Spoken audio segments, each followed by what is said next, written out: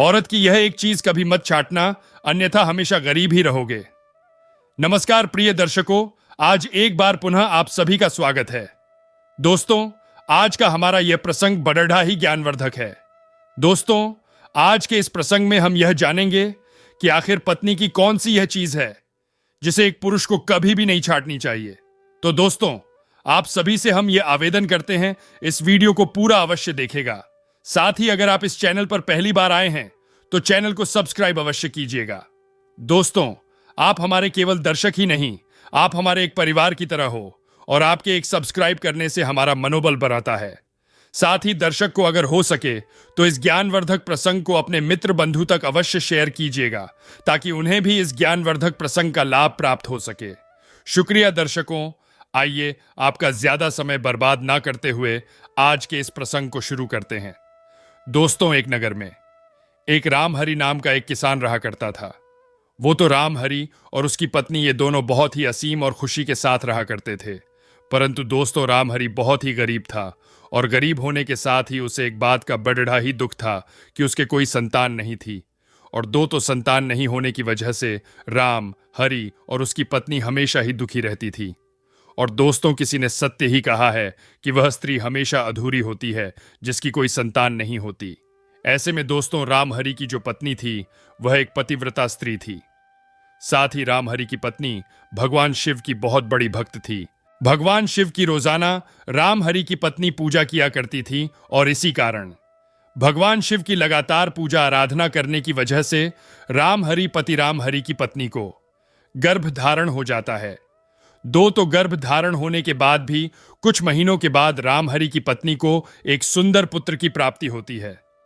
दो तो सुंदर पुत्र की प्राप्ति होने के बाद राम हरि की पत्नी और राम हरि बहुत ही खुश होते हैं और अपने पुत्र के भविष्य के लिए अच्छे अच्छे सपने देखने लगते हैं कि हमारे पुत्र को हम क्या पहनाएंगे और किस तरह प्यार करेंगे।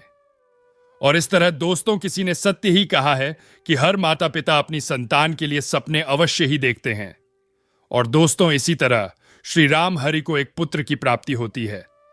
उसके बाद में राम हरि और उसकी पत्नी बहुत ही खुशी खुशी से अपने पुत्र के पास रहते हैं, उसे पालते हैं। और दोस्तों, फिर धीरे धीरे राम हरि का पुत्र बड़ा होता है। थोड़ा बड़ा होते ही राम हरि अपने पुत्र को एक अच्छे विद्यालय में दाखिला करवा देता है। दोस्तों, धीरे धीरे जैसे जैसे राम हरि का पुत्र बड़ा होता है, जैसे जैसे उसकी उम्र बढ़ती है, वैसे वैसे राम हरि का पुत्र अपने घर की हर बातों को समझने लगता है। और एक दिन फिर दोस्तों, जैसे राम हरि अपने नगर में अपने गांव में मेहनत मजदूरी करने के लिए जाता है, तो उस बीच राम हरि का एक पैर टूट जाता है।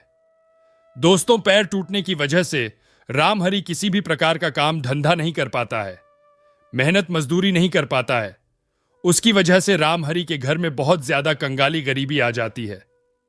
तो दोस्तों, उसके बावजूद भी राम हरि ने अपने पुत्र को पढ़ाने में, उसे शिक्षा, अच्छी शिक्षा, उच्च शिक्षा दिलवाने में कोई कमी नहीं छोड़ी। और फिर जैसे ही राम हरि का पुत्र बड़ा हो जाता है तो राम हरि को और उसकी पत्नी को अपने पुत्र की, अपनी संतान की विवाह की चिंता सताने लगती है। और दोस्तों, फिर राम हरि आसपास देखकर, अपने आसपास के नगरों में, राज्य में जाकर एक अच्छी सुंदर और सुशील कन्या को देखकर अपने पुत्र का विवाह करवा देता है। दो तो अपने पुत्र के विवाह को करने के बाद में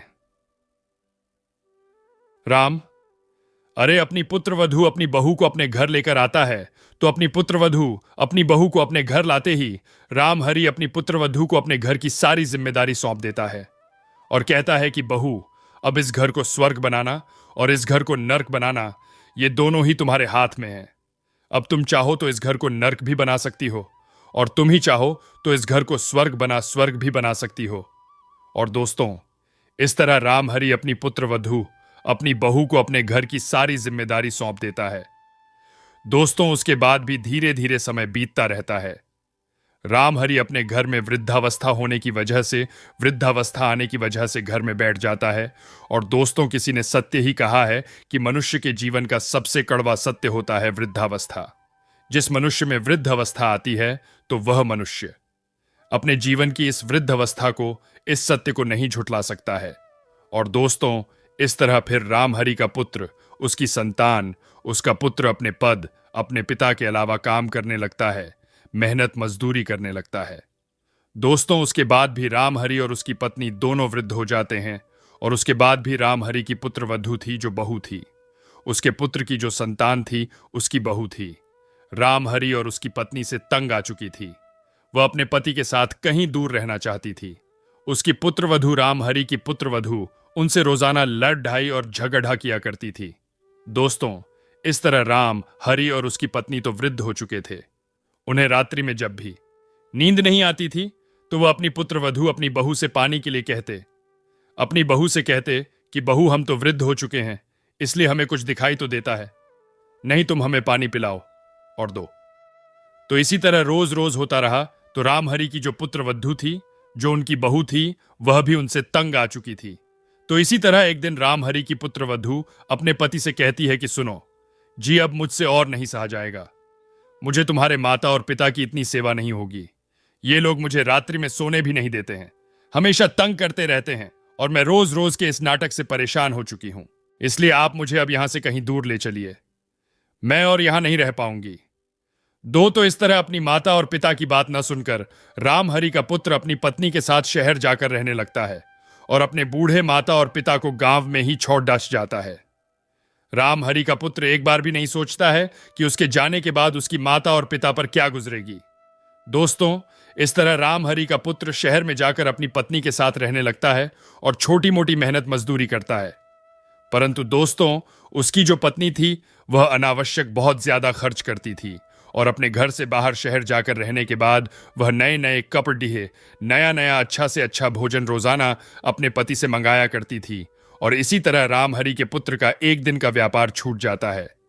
कोई काम धंधा न होने की वजह से राम हरि का पुत्र और उसकी पत्नी दाने दाने के लिए मोहताज हो जाते हैं। दोस्तों, उसके बाद उन दोनों के पास खाने पीने के लिए तक पैसा नहीं रहता है, तो वे दोनों परेशान होकर वापस अपने घर आ जाते हैं। तो राम हरि का पुत्र अपने घर आते समय यह सोचता है कि मैंने अपनी पत्नी के कहने पर अपने माता पिता को छोड़ दिया, मगर आज मुझे उनके पास जाना पेडिडीएच रहा है। आखिर मेरे पिता मुझसे क्या कहेंगे, मेरी मां मुझसे क्या कहेगी। और दोस्तों, इस तरह सोते सोते राम हरि के पुत्र और उसकी पुत्रवधू अपने घर पहुंच जाते हैं। घर जाते ही राम हरि और उसकी पत्नी जैसे ही अपनी पुत्रवधू और अपने पुत्र को देखते हैं तो वे दोनों बहुत खुश होते हैं और बहुत रोते हैं और अपने पुत्र के गले लग जाते हैं। दोस्तों, यह किसी ने सत्य ही कहा है कि संतान चाहे कितनी ही बिगड़ी हुई हो, माता और पिता के लिए वह हमेशा संतान ही रहती है। और संतान चाहे कितना ही बुरा काम कर कर क्यों ना आई हो, माता और पिता अपनी संतान को गले लगा ही लेते हैं। दोस्तों, इस कहानी का यह तात्पर्य है कि हमें कभी भी पत्नी के तलवे नहीं छाटना चाहिए। हमें कभी भी अपनी पत्नी के तलवे नहीं छाटना चाहिए। अगर हमसे हमारी पत्नी यह कहे कि मेरे लिए तुम्हारे माता पिता को छोड़ दूं, तो दोस्तों, इस तरह हमें अपनी पत्नी के तलवे नहीं छाटने चाहिए। तो दोस्तों, यह कहानी आप सभी को कैसी लगी कमेंट बॉक्स में अवश्य बताइएगा और मिलते हैं अगले वीडियो में। तब तक अपना ख्याल रखिएगा। धन्यवाद जी।